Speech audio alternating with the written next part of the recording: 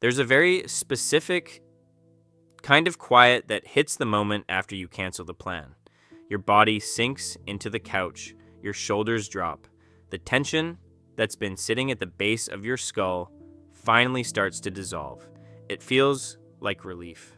A deep, physical exhale you didn't realize you had been holding for hours. For a few seconds, your body believes you are safe. And then, almost immediately, another feeling arrives. A voice in the back of your mind starts asking questions. What kind of person does this? They were looking forward to it. You said you'd be there. Maybe you're just lazy. Maybe you're just selfish, unreliable, antisocial, too sensitive. Maybe you're just a flake. The labels stack fast. Each one lands like a small verdict. And before you've even decided whether to stay on the couch or get up, you're already reaching for your phone to do the thing you always do in this moment. You open the message thread. You start composing the apology. Then you delete it, rewrite it, softer this time. No, too soft. It sounds like an excuse. Delete again. You stare at the blinking cursor and realize you've been crafting the same 4 sentences for 15 minutes. As if the perfect wording could somehow prove you are not a terrible person. That's the moment this is really about, not the cancellation itself. The war that starts inside you right after. The strange, exhausting experience of finally doing something that protects your peace and then immediately opening a second front against yourself. If you've ever sat there, phone in hand, scrolling past photos of the gathering you just escaped, feeling both relieved and deeply guilty, you already know this feeling. You're not just tired. You're tired and convinced your tiredness is a moral failure. When you're inside this spiral, the word that does the most damage is selfish. It lands hard. It doesn't just describe what you did, it describes who you are. You start mapping everything onto this label. A good friend would show up. A reliable person pushes through. A decent human being doesn't flake. But you did. So what does that make you? You run through the mental checklist of all the reasons your exhaustion wasn't valid enough. You didn't have a fever, you weren't in a crisis, you just felt empty.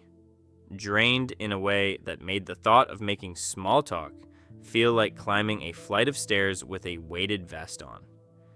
Your face muscles already ache at the idea of arranging them into the right expressions. Your brain feels like it's processing sound at half speed. But since you can't hold that emptiness up as visible proof, you dismiss it, and you call it selfishness instead. Then comes the punishment. You don't enjoy the evening you just freed up. You sit in a strange, suspended state, not resting, not recharging, just replaying the imaginary version of the event you're missing.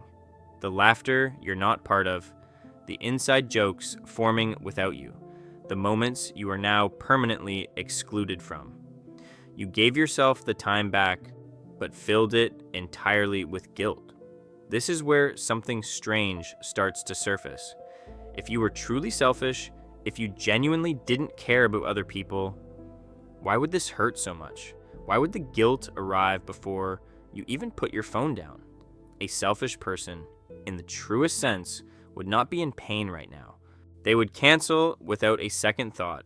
They would not be stuck in the loop of composing and recomposing the apology text. They would not be mentally rehearsing how to make it up to everyone. They would simply move on. But you're not moving on. You're worrying about whether you damaged a relationship, whether they're talking about you right now, whether this one cancellation has permanently shifted how they see you. That is not the behavior of someone who doesn't care. That is the behavior of someone who cares so deeply they are willing to hurt themselves to avoid disappointing others. That is not selfishness. That is something else entirely. So, what if we have been using the wrong word this whole time? Think about your social energy the way you would think about a battery. Every interaction draws power. Every moment of active listening, every careful calibration of what to say and how to say it costs something. For some people, the battery drains slowly. For others, especially those who are highly sensitive or introverted, social settings burn through charge at an accelerated rate. It's not about effort, it's not about willpower, it's about capacity. You know what it feels like when that battery drops low enough. You lose the ability to track multiple voices in a crowded room.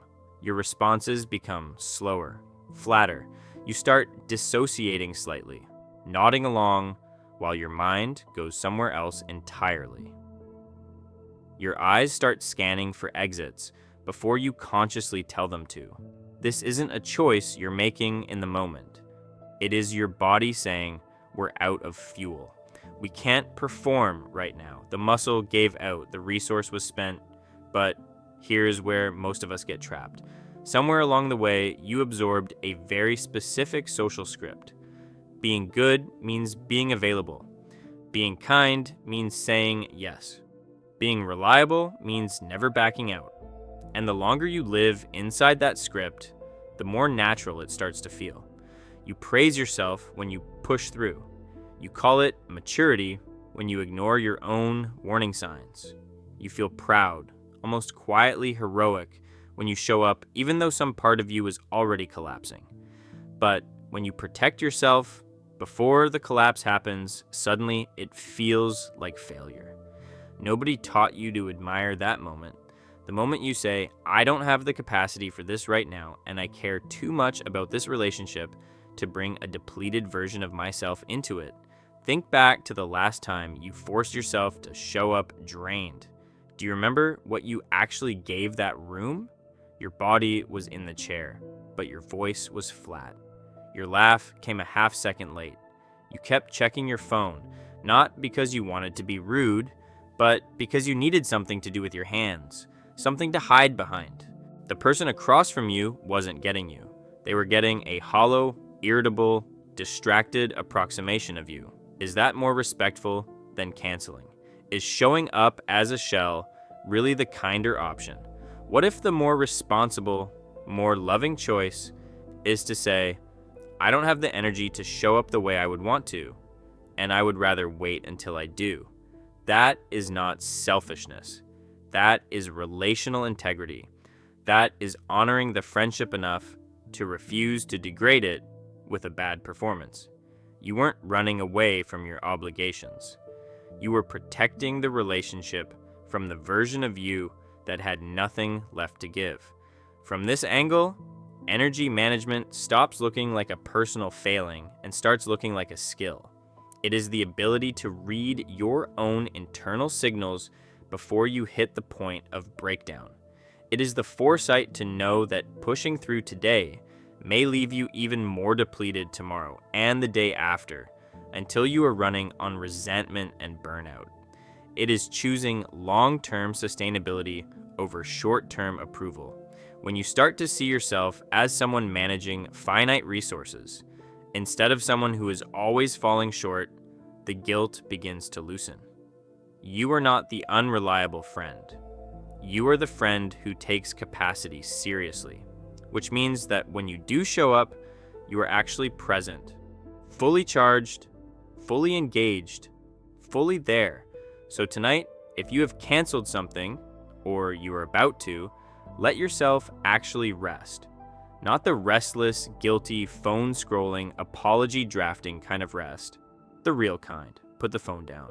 Close the apps. Stop replaying the story of who you disappointed. Stop composing the explanation you do not actually owe anyone.